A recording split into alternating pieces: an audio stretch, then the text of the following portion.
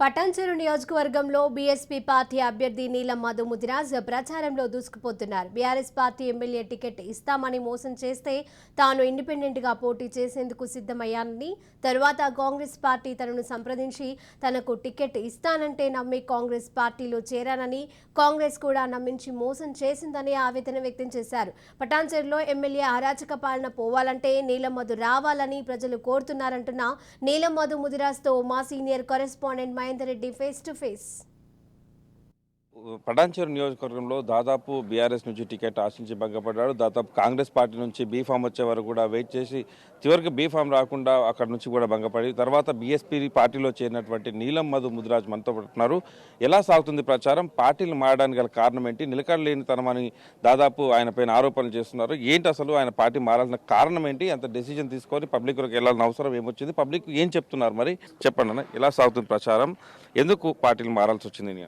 ఈరోజు పార్టీ నిలకడ లేదు అని మధు అంటారు. నిలకడ ఉన్నది, నేను ఎమ్మెల్యే నిలబడతానని కూడా గత 5 ఏళ్ల నుంచి నిలబడ్డ వ్యక్తి నీలం మధు.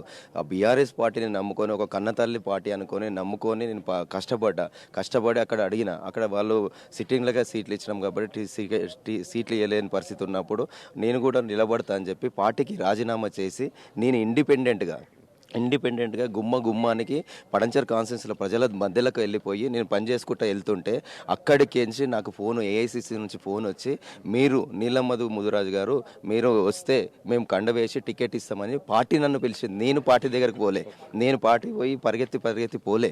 పార్టీ పిలిస్తే పోయినా కండ వేసుకున్న టికెట్ కూడా అనౌన్స్మెంట్ చేసినాక చేసినాక తడిగుడ్డతోటి గొంతు కోసిరు. బీఎస్పీ పార్టీ ఎందుకంటే మా బహుజనుల party, SC ST BC minority సంపన్న వర్గాలను ఆత్మగౌరవం ఇచ్చే పార్టీ నాకు ఇంటికి వచ్చి మేమున్నాం బిడ్డ, వాళ్ళు మోసం చేయొచ్చు, బీఆర్ఎస్ కాంగ్రెస్ మోసం చేయొచ్చు, మేము మీ యొక్క అండగా ఉన్నాము, మన బహుజన పార్టీ కాబట్టి మీకు కూడా బహుజన తత్వం ఉంది. ఈరోజు పడంచర్ కాన్స్టిట్యున్సీలో నీలం మధుకు ఒక వ్యక్తిగతంగా ఎదిగిండు. నేనే ప్రతిపక్షం అనుకున్నట్టు పని చేయించిన ఎమ్మెల్యే తోటి 4 ఏళ్ళ పడంచర్ కాన్స్టిట్యున్సీ ప్రజలు అన్నీ గమనిస్తున్నారు. పార్టీలను జెండాలు మారుస్తలేను కానీ ఒకటే సిద్ధాంతం, ఎమ్మెల్యే కావాలి, నా ప్రజలను గెలిపేయాలి.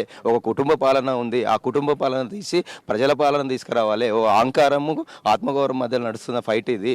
మీరు ఒకవైపు బీసీ బిడ్ అంటున్నారు, దాదాపు మరి బీసీ సామాజిక వర్గం కోసం అంటున్నారు. మరి కాంగ్రెస్లో ఉన్నటువంటి శ్రీనివాస్ గౌడ్ కూడా దాదాపు బీసీ బిడ్డనే. ఆయనకు టికెట్ రాకుండా కాంగ్రెస్ పార్టీలో చేరడము, ఆయనకు టికెట్ రాకుండా ఎన్నోళ్ళ నుంచో ఆయన గ్రౌండ్ వర్క్ చేసుకునే వారికి ఇబ్బంది పెట్టిండ్రని కూడా ప్రచారం సాగుతుంది. నిజంగా కాంగ్రెస్ శ్రీనివాస్ గౌడ్కు మీకేమైనా వ్యక్తిగతంగా ఇబ్బందులు ఉన్నాయా, గొడవలు ఉన్నాయా? నేను శ్రీనివాస్ గౌడ్ వ్యక్తిగతంగా నాకేమి ఇలా ఇబ్బందులు లేవన్నా. కాకపోతే కాంగ్రెస్ పార్టీ, నేను బీసీలకు వ్యతిరేకం కాదు, సంపన్న వర్గాలకు వ్యతిరేకం కాదు, ధర్మ యుద్ధం చేసిన, అన్యాయం జరిగిందని చేసిన కానీ ఎవరిని కించపరిచి మాట్లాడలే, ఎవరిని కూడా తప్పుగా మాట్లాడలే. అన్యాయం జరిగింది, గాలి అన్యాయం చేసిర్రు, మీరు న్యాయం చేయండి ప్రజల, మీరు చేయండి అని చెప్పి నా ఎస్సీ ఎస్టీ బీసీ మైనార్టీ రెడ్లు అన్ని అగ్రవర్ణాలను కాలు మోపుతున్నా, మాకు అన్యాయం జరిగిన దానికి మీరు న్యాయం చేయండి అని చెప్పి కాలు మోపుతున్నా. మీ బిడ్డను గెలిపించి మీ పడంచర్ కాన్స్టిట్యున్సీ ప్రజలను గెలిపేయమని అడుగుతున్నా. మేమందరం మోసం చేయం బిడ్డ, నువ్వు నిలబడు, మేము ఏ పార్టీలో తిరిగినా ఎక్కడ తిరిగినా 30వ రోజు ఏను గుర్తు మీద ఓటేసి నిన్ను గెలిపించి పంపిస్తాం అసెంబ్లీకి అని చెప్తారు. రాజనరసింహ ఓటమి కూడా చూస్తావు, ఖచ్చితంగా ఓడిస్తాను నేను అన్నట్టుగా మీరు ఛాలెంజ్ చేశారు.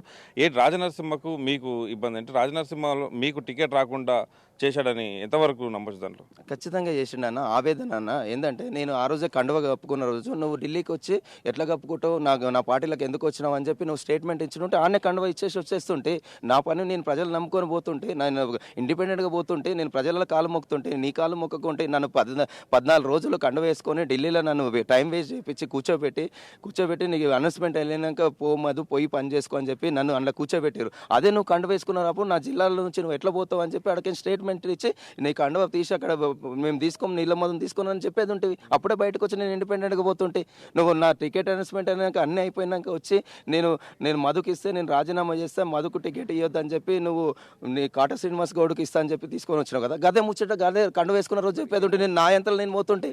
కాంగ్రెస్ బీఆర్ఎస్ ఏమన్నా కుట్ర చేసిందంటారా నీలం మధు ఎదగకుండా? ఇది కూడా ఒక ఆలోచించే విషయమే అనుకోవచ్చు. ఎవరు ఎన్ని కుట్రలు చేసినా ప్రజలు అన్ని గమనిస్తారు, ప్రజలు డిసైడ్ అయ్యారు. వాళ్ళ కుట్రలకు వీటికి అన్ని లొంగరు.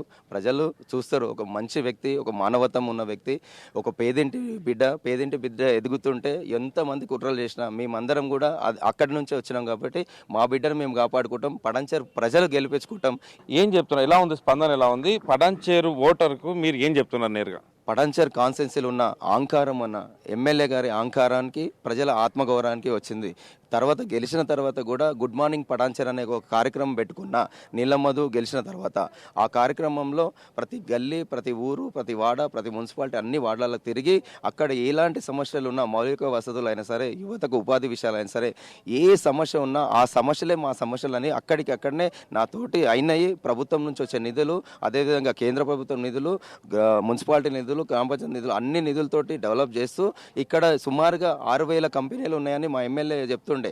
6,000 కంపెనీల నుంచి వచ్చే సిఎస్ఆర్ డబ్బులు అన్ని కూడా ప్రజలకు అందుబాటులో తీసుకొని ప్రజలకు మేలు జరిగే సంక్షేమ పథకాలు చేస్తా. బీఫామ్ వచ్చిన చోట టికెట్ ఆశించిన వ్యక్తి భంగపడ్డాడు. మరో బీఫామ్ వచ్చినా కూడా రాలేని పరిస్థితి. మొత్తానికైతే ఒక బహుజన వాదంతో మరొకసారి బీఎస్పీ పార్టీలో చేరారు.